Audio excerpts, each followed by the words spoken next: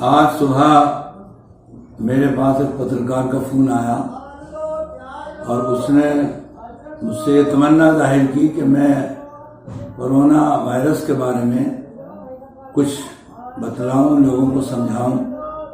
تو میں نے ان سے کہا کہ میں تو روزانہ 15-20 جگہ فون کر کے لوگوں کو سمجھاتا ہی رہتا ہوں، لیکن ہاں کافی دن سے میں کسی چینل پر نہیں آیا تھا کیونکہ رمضان کا مہینہ ہے، لیکن جب آپ نے مجھے توجہ دلائی ہے تو میں آ کر بیٹھا ہوں۔ لیکن میری سمجھ میں یہ نہیں آتا کہ بات کو کہاں سے شروع کروں، اس لیے کہ میں اپنی سمجھ کے مطابق یہ کہہ سکتا ہوں کہ اس کورونا کے پھیلانے کے اندر بہت بڑی چوک جو انٹرنیشنل قسم کے لیڈر ہیں ان سے ہوئی ہے۔ یعنی دنیا کے جو ترقی یافتہ ممالک ہیں انہوں نے بہت پہلے بھاپ لیا تھا کہ کوئی تباہ کن وبا دنیا کے اندر قدم رکھنے جا رہی ہے اور وہ آہستہ آہستہ پھیلتی جا رہی ہے۔ تو انہیں یہ چاہیے تھا کہ جتنی بھی دنیا کی عظیم اور دانشور شخصیتیں ہیں ان سب کو ایک جگہ جمع کرتے اور ایک نئی ایسی مضبوط حکمت عملی تیار کرتے کہ جس سے اس کا مقابلہ بھی ہو سکے اور دنیا کو اس وبا سے اور مصیبت سے بچایا بھی جا سکے۔ آپ جانتے ہیں کہ اگر کسی دیش کے اوپر کوئی وبا آتی ہے تو سارا دیش ایک جٹ ہو جاتا ہے، تمام اپوزیشن پارٹیاں، تمام مذاہب کے لوگ، تمام مکاتب فکر اور خیالات کے لوگ سب ایک پلیٹ فارم اکٹھے ہو کر اپنے ملک کو بچانے کی کوشش کرتے ہیں۔ اسی طریقے سے جب کوئی وبا پوری دنیا کو اپنے چپیٹ کے اندر لینے کے لیے آ جائے تو بھی ساری دنیا کی ذمہ داری ہے کہ وہ ایک جگہ اکٹھے ہوں اور ایسی حکمت عملی تیار کریں کہ اس کے اختیار کرنے کے بعد پوری دنیا سے اس وبا کا، اس بیماری کا صفایا ہو اور پوری دنیا انسانیت امن اور چین کی زندگی گزار سکے۔ ہمارے یہاں ایسا نہیں ہوا۔ اچھا، دنیا کے کچھ ممالک ایسے بھی تھے کہ جنہوں نے جب اس بیماری کو، اس وبا کو، اس کورونا کو دیکھا تو انہوں نے یہ سوچا کہ ابھی تو اس کے پھیلنے میں ٹائم لگے گا، لو اس سے پہلے کچھ سیاسی فائدہ حاصل کر لیں۔ وہ سیاسی فائدہ حاصل کرنے کا خیال جو آیا تو اس سے یہ ہوا کہ اس کو بڑھنے کا، پھلنے پھولنے کا موقع ملتا چلا گیا اور اس نے پوری چپیٹ کے اندر انسانیت کو اپنے اندر لے لیا۔ کیونکہ کورونا جو ہے یہ کسی دھرم کے ساتھ، کسی ذات کے ساتھ، کسی طبقے کے ساتھ، کسی علاقے کے ساتھ، کسی ملک کے ساتھ جڑا ہوا نہیں ہے۔ اس کی چپیٹ میں جو بھی آتا ہے اسی کو تباہ کر دیتا ہے، بادشاہ ہو یا فقیر ہو، یہ نہیں پہچانتا۔ یا اسی کے ساتھ اور دوسری بیماریاں ہوں، بیماری کوئی کسی کا مذہب و دھرم نہیں دیکھتی ہے۔ آپ کو یاد ہوگا کہ جس سال ہمارا ملک آزاد ہوا، سن 1947 میں، تو یورپ کے اندر طاعون کی بیماری پھیلی تھی اور وہ ایسی پھیلی کہ 47 سے لے کر کے سن 51 تک یورپ کے اندر اس طاعون نے 7 کروڑ اور 50 لاکھ لوگوں کو لقمہ اجل بنا دیا اور سب کو موت کی نیند سلا دیا۔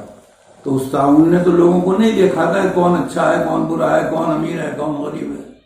اسی طریقے سے یہ بیماری کسی کو نہیں دیکھتی ہے۔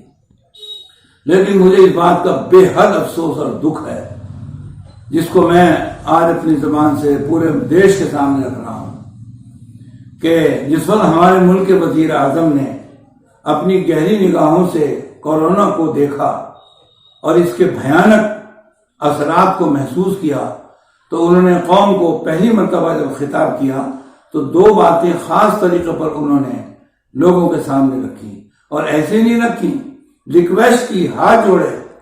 پہلی بات تو یہ رکھی کہ کورونا کی تناظر کے اندر یہ قانون بتلایا، ایک اصول بتلایا کہ دیکھو جان ہے تو جہان ہے۔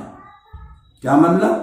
کہ اگر تمہارے جسم کے اندر جان ہے تو مسجد بھی فائدہ مند ہے، مندر بھی فائدہ مند ہے، عید بھی فائدہ مند ہے، دیوالی بھی فائدہ مند ہے، قرآن بھی فائدہ مند ہے اور گیتا بھی فائدہ مند ہے۔ لیکن اگر جسم کے اندر جان نہیں ہے تو نہ قرآن کا کوئی مطلب ہے، نہ گیتا کا کوئی مطلب ہے، نہ عید کا کوئی مطلب ہے، نہ دیوالی کے کوئی معنی ہے۔ تو جان اور صحت کی طرف انہوں نے خاص طریقے پر توجہ دلائی، اور دوسری بات انہوں نے یہ کہی تھی، ہاتھ جوڑ کر ریکویسٹ کی تھی کہ اس وقت اس بیماری کا مقابلہ کرنے کے لیے پورے دیش کو ایک جٹ ہو جانا بہت ضروری ہے۔ ایک ہو جائیں گے تو مقابلہ ہو جائے گا، پھٹ جائیں گے، بڑھ جائیں گے، منافرتیں پھیل جائیں گی تو یہ مرض بڑھتا چلا جائے گا اور حکومت اس کا مقابلہ اکیلا نہیں کر پا سکتی۔ وہ لوگ بے وقوفوں کی جنت میں رہتے ہیں، مورکھ ہیں، جو یہ سمجھتے ہوں کہ کورونا جیسی بیماری کا مقابلہ کرنے کے لیے، اس پر قابو پانے کے لیے آرمی کافی ہے، ڈاکٹرز کافی ہیں، نرسیں کافی ہیں، اور صفائی کرمچاری کافی ہیں، پولیس کافی ہے۔ یہ بہت بڑی بھول ہے۔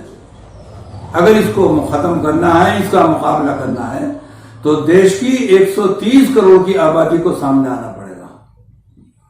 ہر چھوٹا، ہر بڑا، ہر مذہب کا، ہندو، مسلمان، سکھ، عیسائی، پارسی، جین، بدھ، جتنے بھی ہیں، امیر، غریب، پڑھے لکھے، جاہل، 130 کروڑ سر سے کفن باندھ کر جب تک میدان میں نہیں آئیں گے، کورونا کا مقابلہ نہیں ہو سکتا ہے۔ آپ مجھے بتائیے کہ حکومت کی کوشش میں کوئی کمی ہے؟ پولیس کی کوشش میں کوئی کمی ہے؟ ڈاکٹروں کی کوشش میں کوئی کمی ہے؟ لیکن جو تعداد آج ہے، کل کو وہ تعداد مریضوں کی اور بڑھے گی، پرسوں کو اور بڑھے گی، تیسرے دن اور بڑھے گی۔ یہ ہمیشہ تعداد بڑھتی چلی جا رہی ہے۔ میں آپ سے پوچھنا چاہتا ہوں، خون کے آنسو رونے کا موقع ہے، آخر یہ تعداد کہاں جا کر رکے گی؟ ایک وقت تھا کہ پورے دیش کے اندر 10 مریضوں کی تعداد تھی، آج 75,000 کے اوپر پہنچ چکے ہیں۔ کہاں جائے گی یہ تعداد؟ کیسے اس کا مقابلہ ہوگا؟ تو اس لیے میرا کہنا یہ ہے کہ جب تک ایک جٹ نہیں ہونے کی، اور ایک جٹ ہونے کے لیے ضرورت یہ ہے کہ آپس میں تال میل ہو، آپس میں محبت ہو، آپس میں ایک دوسرے کے لیے غمخواری ہو، آپس میں ایک دوسرے کے لیے، دوسروں کو سکھ پہنچانے کے لیے قربانی کا جذبہ موجود ہو۔ اس سے ملک ایک جٹ ہوگا، اور اس کے بغیر کچھ نہیں ہو سکتا ہے۔ میں آپ کو ایک بات یاد دلا دوں کہ جس وقت انگریزوں کو بھگانے کا مسئلہ سامنے آیا تو ہندو اور مسلمانوں کو ایک جٹ ہونے کی بات آئی۔ ایسی لوگوں نے محنت کی، اور ہندو اور مسلمانوں کی طرف سے جو اونچے درجے کے سیاستداں تھے اور راجنیتک تھے، انہوں نے ایسی آزادی کی روح کو کی کہ یہ پتہ نہیں چلتا تھا کہ کون ہندو ہے کون مسلمان ہے۔ ہر ایک دوسرے کے غم میں شریک، خوشی میں شریک، دکھ میں شریک، اور سر سے کفن باندھ کر، کاندھے سے کاندھا ملا کر جب کھڑے ہوئے تو انگریز کو بھاگنا پڑا، انگریز کو ملک چھوڑنا پڑا۔ اسی طریقے سے آپ کو آج بھی کرنا پڑے گا۔ اس کی ایک چھوٹا سا سیمپل، ایک نمونہ آپ کے سامنے پیش کر دوں۔ اس وقت ہندو اور مسلمانوں میں کیسی محبت تھی، کیسا جوڑ تھا، کس طرح ایک جٹ ہوئے تھے۔ آپ نے نام سنا ہوگا کہ جنگ آزادی کا بہت عظیم مجاہد، ان کا نام تھا اشفاق اللہ خان، اچانک بیمار ہو گئے، اور اتنا بیمار ہوئے کہ ان کے جان کے لالے پڑ گئے، آنکھیں پتھرانے لگیں، ہاتھ اور پیروں کی جان نکلنے لگی۔ اچانک ان کے منہ سے ایک آواز نکلنی شروع ہوئی۔ گھر کے لوگوں نے جب منہ سے کان لگا کر سنا تو وہ یہ کہہ رہے تھے، رام رام ہے رام۔ لوگوں کی پیروں کی زمین نکل گئی کہ اشفاق اللہ خان نے ساری زندگی اسلام کے اوپر اپنی زندگی گزاری، آج یہ اللہ کو یاد نہیں کر رہے، کلمہ نہیں پڑھ رہے، اور رام رام کرتے ہوئے اپنی جان دے رہے ہیں۔ یہ تو بڑی بات خراب ہو گئی۔ چنانچہ علماء سے پوچھو کہ ان کو قبرستان میں جگہ دی جائے نہ دی جائے، ان کا حشر کہاں ہوگا، کس طرح سے ہوگا۔ تو اسی شش و پنج میں لوگ تھے، علماء سے رابطہ قائم کر رہے تھے کہ یہ مسلمان ہیں یا نہیں ہیں۔ اچانک کیا ہوا، ان کا جگری دوست، جنگ مجاہد کا عظیم ہیرو، اچانک ان کے گھر کے اندر آیا۔ ان کا نام تھا رام پرساد بسمل۔ وہ جب ان کے گھر میں داخل ہوئے اور اشفاق اللہ خان نے آنکھ کھول کر ان کو دیکھا تو دیکھ کر انہوں نے اپنی باہیں پھیلا دی، ہاتھ پھیلا دیے، اور رام پرساد بسمل کو اپنے گلے سے لگا کر کہا کہ رام تو کہاں تھا اتنے دن سے؟ میں تو تجھے یاد کر رہا تھا، اگر میں تجھے دیکھے بغیر مر جاتا تو یہ تمنا اپنے دل کے اندر لے کے چلا جاتا۔ اب تو آ گیا، میں نے تجھ کو دیکھ لیا، تجھ کو اپنے گلے سے لگا لیا، اب اگر میری موت بھی آ جائے تو مجھے کوئی پرواہ نہیں، رام تو میری زندگی کی ایک ایک سانس کا ساتھی ہے۔ اس سے آپ اندازہ لگائیں کہ کتنی محبت تھی اس وقت۔ موت کے وقت نہ بھائی یاد آیا، نہ بیوی یاد آئی، اشفاق اللہ خان کو اگر یاد آیا تو رام پرساد بسمل یاد آیا۔ تو یہ اس طریقے سے جب ہندو مسلمان ایک جٹ ہوئے تو انگریز ان کے سامنے ٹھہر نہیں سکا اور انہیں اپنا بور یا بستر لپیٹ کر ہندوستان چھوڑ کر بھاگنا پڑا۔ میرے پیاروں، آج بھی وزیر اعظم کی ان ہدایتوں کو اور ان کی ریکویسٹ کو فالو کرنا پڑے گا، اس کے بغیر چارہ کار نہیں۔ ہم کھل کر اس بات کا دعویٰ کر رہے ہیں، ہندوستان کا وزیر اعظم جو کچھ کہہ رہا ہے، جو ہدایتیں دے رہا ہے، ان کی حکومت جو کچھ جنتا کو اور پبلک کو سمجھا رہی ہے، ہم 100% ان کو فالو کرتے ہیں، ان کے ساتھ ہیں، آج بھی ساتھ ہیں اور آئندہ بھی ان کے ساتھ رہیں گے، کیونکہ ہمیں معلوم ہے کہ کورونا کا مقابلہ کرنے کے لیے حکومت پیچھے نہیں ہے، اس کی کوششوں کے اندر کوئی کمی نہیں ہے۔ کوتاہی پبلک کی طرف سے ہو رہی ہے، کوتاہی ہم لوگوں کی طرف سے ہو رہی ہے۔ یہ لاک ڈاؤن یہ کوئی شوق کی چیز تھوڑی ہے، اسی کورونا کا مقابلہ کرنے کے لیے لاک ڈاؤن قائم کیا گیا تھا، لیکن مجھے دکھ کے ساتھ کہنا پڑ رہا ہے کہ ہم لوگ اس کا پابندی نہیں کر پا رہے ہیں، اس کو فالو نہیں کر پا رہے ہیں۔ تو ایسی حالت میں یہ توقع رکھنا، یہ امید رکھنا، یہ ایک بے وقوفی کی بات ہوگی۔ کورونا کا مقابلہ کرنا بہت مشکل ہو جائے گا۔ اب ہمیں کرنا کیا ہے؟ میں آپ کو ایک تجویز دیتا ہوں، ایک سجھاؤ دیتا ہوں، حالانکہ میرا یہ سجھاؤ ایسا محسوس ہوگا جیسا کوئی پانی کے تیز بہاؤ اور سیلاب کے دھارے کے خلاف کوئی اپنی کشتی چلا رہا ہو، لیکن میں یہ کشتی خود نہیں چلا رہا۔ ہندو اور مسلمان لاکھوں کی تعداد میں بھارت کے اندر ایسے ہیں جو پیار اور محبت کی کشتی کو چلا کر کے ساری قوم کو اور سارے بھارت واسیوں کو یکجٹ کرنا چاہتے ہیں۔ ہم چاہتے ہیں کہ اگر ہم ایک جٹ ہو گئے تو ہم اپنے ملک کے وزیر اعظم کے خواب کو پورا کر پائیں گے اور کورونا کو ایسے نکال کر باہر کریں گے جیسے ہم نے انگریز کو کیا تھا۔ میری تجویز، میرا پلان، میری ریکویسٹ یہ ہے کہ جتنے قلمکار ہیں، جتنے لکھنے والے صحافی ہیں، جتنے پترکار ہیں، خواہ وہ الیکٹرانک میڈیا سے جڑے ہوئے ہوں یا وہ پرنٹنگ میڈیا سے جڑے ہوئے ہوں، وہ خدا کے واسطے میں ان سے ہاتھ جوڑ کر ریکویسٹ کرتا ہوں، وہ میرے کہنے سے ایک کام کو اہمیت دیں، اور وہ یہ کہ مسلمانوں کے اندر جو ہیرے اور جواہرات ہندو مسلم ایکتا کے اور انسانیت سے مالا مال اس ملک کے اندر پھیلے ہوئے ہیں، اپنے قلم سے ان کا پریچے کرائیں، ان کے حالات لکھیں، ان کے کارناموں کو اجاگر کریں، اور اسی طریقے سے ہندوؤں کے اندر جو عظیم شخصیتیں ہیں، جو اس زمین کے اوپر انسان کی شکل میں گویا کہ دیوتا گھوم رہے ہیں، وہ لاجواب شخصیتیں ہندوستان کے اندر ہندوؤں کی موجود ہیں کہ جن کو دیکھ کر رشک پیدا ہوتا ہے۔ مسلم جتنے قلمکار ہیں اور میڈیا سے جڑے ہوئے ہیں، ان کو چن چن کر ان کے حالات زندگی اور ان کے عظیم شان کارناموں کو اجاگر کریں اور سارے ملک کو، ساری دنیا کو آگاہ کریں۔ میں آپ سے پوچھنا چاہتا ہوں، ہم کیا جانے سلطان ڈاکو کو، ہم کیا جانے مسعود اظہر کو، ہمیں ان سے مطلب کیا ہے؟ ہمیں مطلب ہے ڈاکٹر عبدالکلام سے، ہمیں مطلب ہے ہندوستان کے اندر انسانیت کا درس دینے خواجہ معین الدین چشتی اجمیری سے۔ ان کے اوپر لکھو، ان کے کارناموں سے دنیا کو آگاہ کرو تاکہ پتہ چلے کہ اسلام اور مسلمان کیا چیز ہے۔ ڈاکٹر عبدالکلام جو ہندوستان کے راشٹرپتی بھی رہ چکے ہیں، اور انہوں نے ہندوستان کی تمام پارٹیوں کو اور تمام ناگرکوں کو، خواہ وہ بجرنگ دل ہو یا کانگریس ہو، بی جے پی ہو یا جمعیت علماء ہو، سارے ناگرکوں کو اپنی قابلیت اور اپنی ذہانت سے سائنس کی روشنی میں کمال حاصل کر کے اگنی جیسا میزائل ہندوستان کو دیا، جو سینکڑوں میل کی مار کر کے دشمنوں کو خاک کے اندر ملانے کی طاقت رکھتا ہے۔ ہمیں اس شخصیت کے اوپر گرو ہے، اس کے اوپر لکھو۔ قانون کا اور ہمدردی کا اتنا عمدہ ستارہ کہ میں ان کا ایک چھوٹی سی بات آپ کو بتلاؤں۔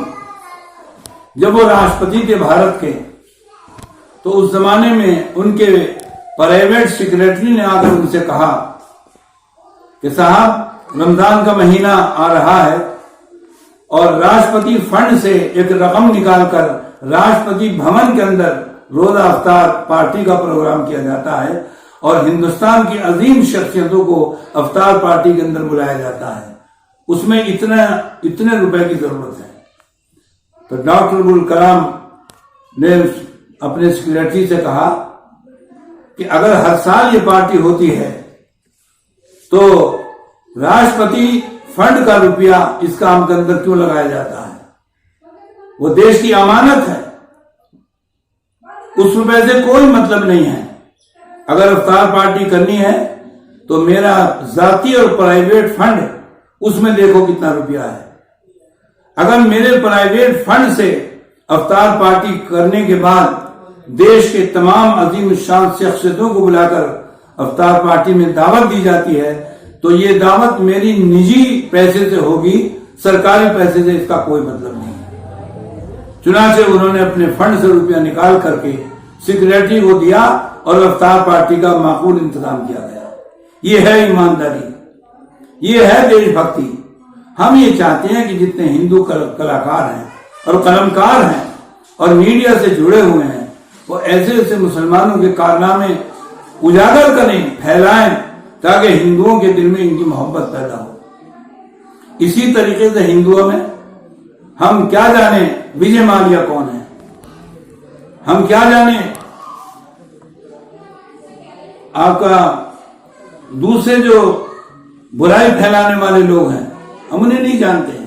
ہم انہیں جانتے ہیں کہ مسلمان قلمکار جتنے ہیں میڈیا سے جڑے ہوئے، وہ سوامی وویکانند کے بارے میں لکھیں، اتنا عظیم الشان انسان جس نے اپنے قابلیت میں ساری دنیا کو حیرت کے اندر ڈال دیا، اس کے اوپر لکھو۔ اسی طریقے سے ہندوستان کا ایک عظیم فرشتہ، میں تو اس کو فرشتہ ہی کہوں گا، لال بہادر شاستری، ان کے اوپر لکھو۔ وہ بظاہر زمین کے اوپر ایک انسان کی حیثیت سے چلتا تھا، مگر وہ ایک دیوتا تھا۔ اتنا عظیم انسان تھا کہ اس کو ایک پلڑے میں رکھ کر اگر لاکھوں انسانوں کو دوسرے پلڑے کے اندر رکھ دیا جائے تو لال بہادر شاستری کا پلڑا ان کے گنوں اور ان کی قابلیت سے ہمیشہ بھاری رہے گا۔ اتنے بڑے دیش کا وزیر اعظم 2 کپڑوں سے زیادہ کبھی انہوں نے تیسرا کپڑا نہیں رکھا، اور جب بھی ان سے کہا گیا کہ آپ کچھ 1-2 جوڑی کپڑے نئے بنا لیں تو وہ یہ کہا کرتے تھے کہ میں غریب ملک کا وزیر اعظم ہوں، جہاں غریبی پھیلی ہوئی ہے، جہاں لوگ بھوک اور پیاس سے مرتے ہوں، میں اس ملک کے اندر اتنے قیمتی اور اتنے اچھے کپڑے نہیں بنا سکتا، بس 2 کپڑے میرے لیے کافی ہیں۔ اور یہ وہی وزیر اعظم ہے کہ جس نے لوک تنتر کی ایسی مثال قائم کی کہ دنیا حیرت رہ گئی جب تاشقند معاہدے پر پاکستان کے وزیر اعظم مسٹر ذوالفقار علی بھٹو کو وہاں پر بلایا گیا تو ان کا بہت بڑا ڈیلیگیٹ ان کے ساتھ آیا۔ لال بہادر شاستری نے یہ سوچتے ہوئے کہ ایک مسلم ملک کا وزیر اعظم آ رہا ہے اور جمعے کے دن یہ معاہدہ ہونا تھا، تو انہوں نے اپنی ذاتی دلچسپی کی بنیاد پر لوک تنتر کا تعارف کرانے کے لیے ہندوستان کی انہوں نے پورے ڈیلیگیشن کے لیے جمعے کی نماز کا انتظام کرایا تاکہ کوئی آنے والا مسلمان جمعے کی نماز سے محروم نہ رہے۔ ایسے لوگوں کو اوپر لکھا جائے۔ اسی طریقے سے آپ نے نام سنا ہوگا چنتا منی بانگی، جو ہندوستان کی پارلیمنٹ کا ایسا انوکھا ممبر پارلیمنٹ رہا ہے کہ جس پر مجھ جیسا آدمی جامع مسجد کا امام بھی اس کے اوپر رشک کرتا ہے۔ یہ وہ آدمی ہے کہ جس نے مہاراشٹر کے ڈھان علاقے سے 2 مرتبہ پارلیمنٹ کا الیکشن لڑا، اور الیکشن بھی لڑا تو بھارتیہ جنتا پارٹی کے ٹکٹ پر لڑا، اور دونوں مرتبہ انہوں نے وجے حاصل کی۔ ان کے بارے میں ان کے الیکشن انچارج نے بتلایا کہ جب 10 سال تک ممبر پارلیمنٹ رہنے کے بعد انہوں نے اپنی بیٹی کی شادی کی۔ آپ جانتے ہیں کہ 21ویں صدی ہو یا 20ویں صدی ہو، 10 سال جو آدمی ممبر پارلیمنٹ رہ چکا ہو اس کی مالی حیثیت کیا ہوتی ہے، لیکن انہوں نے جب اپنی بیٹی کی شادی کی تو الیکشن انچارج نے بتلایا کہ بیٹی کی شادی میں 10,000 روپیہ ان کو قرض لینا پڑا تھا، جو قرض انہوں نے 6 قسطوں کے اندر ادا کیا۔ ایسا پارلیمنٹ کا ممبر اور ہندوستان کے اندر، اور وہ بھی بھارتیہ جنتا پارٹی کا ممبر، ایسوں کو اگر کوئی گلے لگائے تو اس کا گلا بھی روشن ہو جائے گا۔ ایسوں کو دعا دینی چاہیے۔ ایسے لوگوں کے بارے میں مسلمان قلمکاروں کو لکھنا چاہیے اور ان کا تعارف کرانا چاہیے تاکہ نفرت ختم ہو اور ایک محبت کا ماحول پیدا ہو۔ تبھی ہم ایک جٹ ہوں گے اور تبھی ہم کورونا جیسے خطرناک بیماری کا مقابلہ کر پائیں گے۔ میری جنتا سے گزارش ہے، آپ کو کیا کرنا ہے؟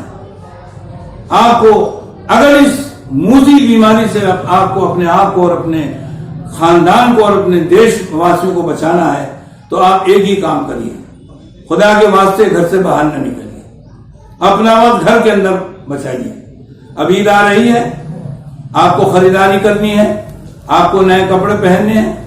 میں آپ سے پوچھتا ہوں کہ جو بیماری موت بن کر کے گھروں سے چل رہی ہے اور اتنی موتیں ہو رہی ہیں کہ قبرستان لبالب ہو چکے ہیں، زمینیں پھٹنے کے لیے تیار ہیں، لاشوں کو کوئی کاندھے دینے والا نہیں مل رہا ہے، ان حالات میں نئے کپڑے بنانا ضروری ہے یا گھر میں بیٹھنا ضروری ہے؟ آپ پرانے کپڑوں سے عید منائیے۔ آپ کے لیے عید آ رہی ہے، کوئی ضرورت نہیں آپ کو عیدگاہ میں جا کر ایک جگہ اکٹھے ہونے کی، کوئی ضرورت نہیں آپ کو کسی مسجد میں عید کی نماز کے لیے اکٹھا ہونے کی۔